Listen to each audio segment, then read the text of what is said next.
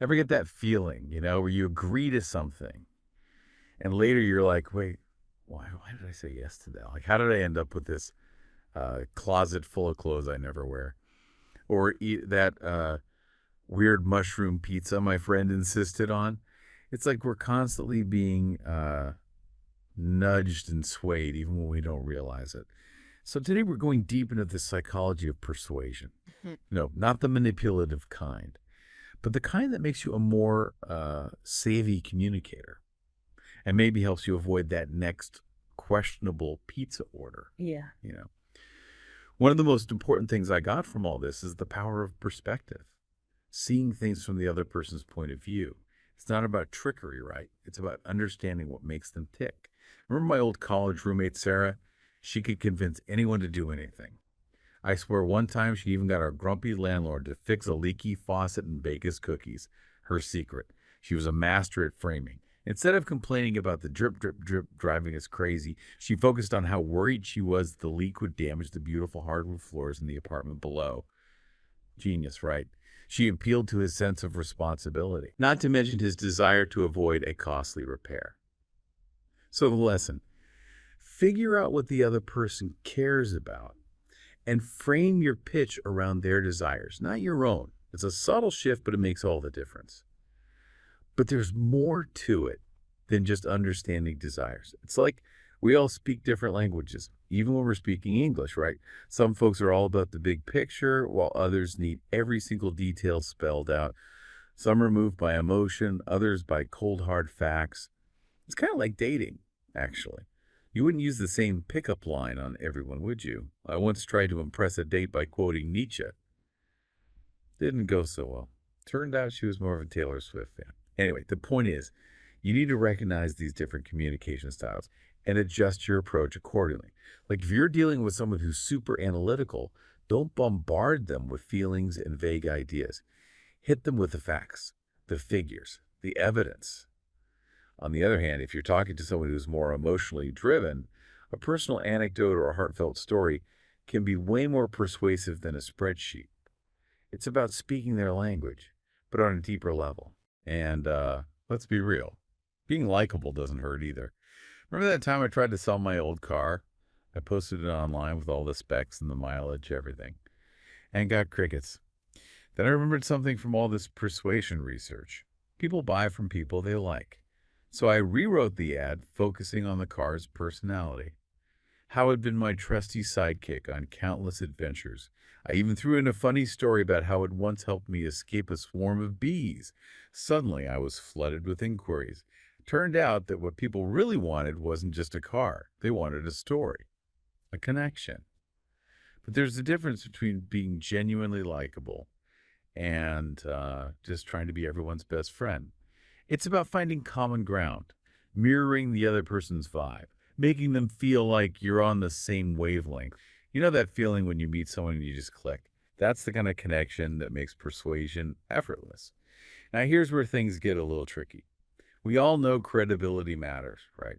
We're more likely to be persuaded by someone we perceive as an expert. I learned this the hard way when I tried to give my neighbor investment advice based on, let's just say, some creative interpretations of the stock market.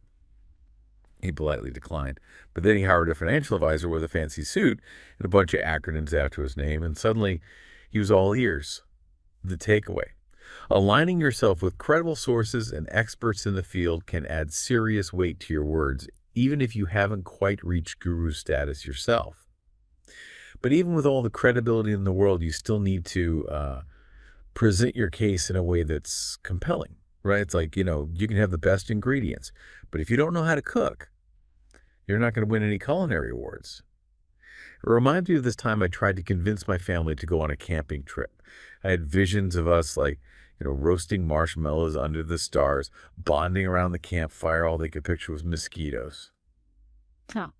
and dirt and uncomfortable sleeping bags. What was my mistake?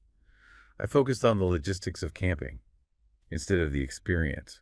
What I should have done was highlight the positive aspects, the beauty of nature, the thrill of adventure, the chance to disconnect from the digital world. I could have even thrown in some scarcity, like, this secluded campsite is only available for a limited time. What? It's not about lying. It's about framing the information in a way that makes your option irresistible. Speaking of irresistible, there's this tiny little word that can have a surprisingly big impact on persuasion. Because. I know it sounds crazy, right? But our brains are wired to crave justification even for the smallest decisions.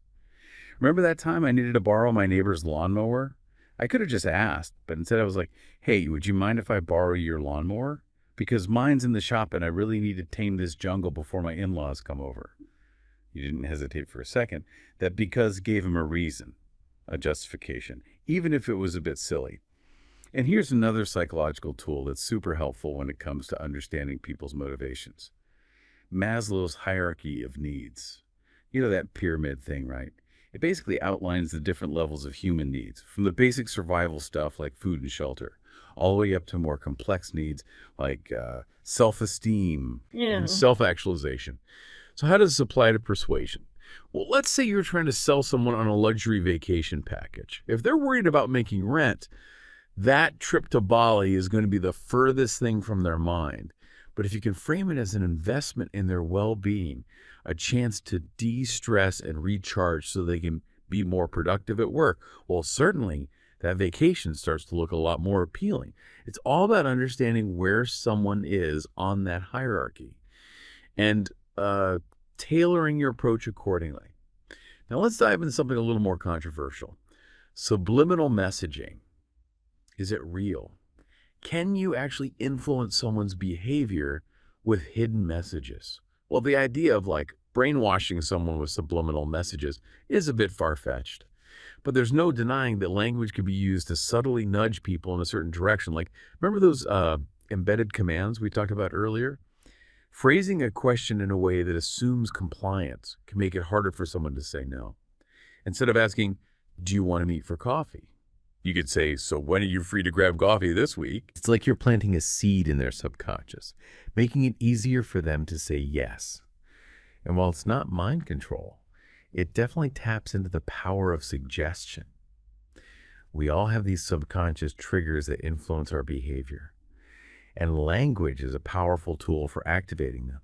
And it reminds me of this marketing campaign I worked on a few years back. We were promoting a new energy drink, and we wanted to appeal to a younger, more adventurous audience. So instead of just talking about how the drink could boost your energy, we subtly embedded messages of freedom, excitement, living life on your own terms. We used phrases like break free, unleash your potential, and embrace the unknown. And guess what? Sales went through the roof.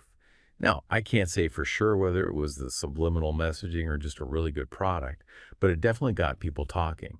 But let's not forget that persuasion can be used for good or for, well, let's just say less than noble purposes. It's like any tool, right? A hammer can build a house or break a window. It all comes down to the intent of the user. I'm thinking of this time I went to a used car lot, and let's just say the salesman was a little too good at his job.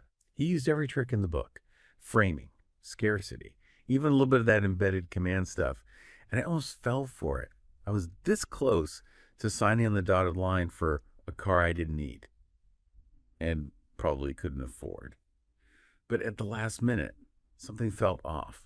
It's like a little voice in my head saying, wait a minute, this isn't right. So I walked away. And you know what? I'm so glad I did. It was a reminder that while persuasion can be a powerful tool, it's important to be aware of when it's being used on you and to be mindful of your own intentions when you're using it. But let's shift gears for a second. We've been talking about all these external tactics, but what about the internal stuff? Like, what about those aha moments that seem to come out of nowhere? Those times when a solution to a problem just pops into your head, as if by magic. Have you ever considered that maybe those seemingly spontaneous insights were actually the result of seeds that were planted long ago, perhaps without us even realizing it? Think about it. We're constantly bombarded with information, ideas, suggestions, and it all gets stored away somewhere in our subconscious minds. Like, I remember this time I was struggling with a creative block. I was working on a new song, And I just couldn't come up with a decent melody. I was starting to get seriously frustrated. So I decided to take a break, went for a walk in the park, just trying to, clear my head. And you know what? As I was walking, this melody just popped into my head. It's like it came out of nowhere. But looking back, I realized that I had been listening to a lot of jazz music that week, and the melody I came up with had a distinctly jazzy feel to it. It's like those jazz chords had somehow seeped into my subconscious and influenced my creative process without me even realizing it. And it makes me wonder, how much of our thinking, our decision-making, is influenced by these subtle, almost invisible forces? It's a pretty mind-blowing concept, right? It suggests that we're far more interconnected and influential than we often realize. It makes me think about persuasion in a whole new way.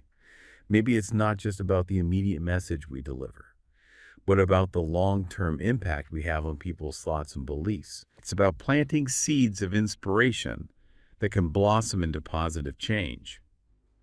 So as you go about your day, pay attention to those subtle hints, those seemingly random thoughts and ideas that pop into your head.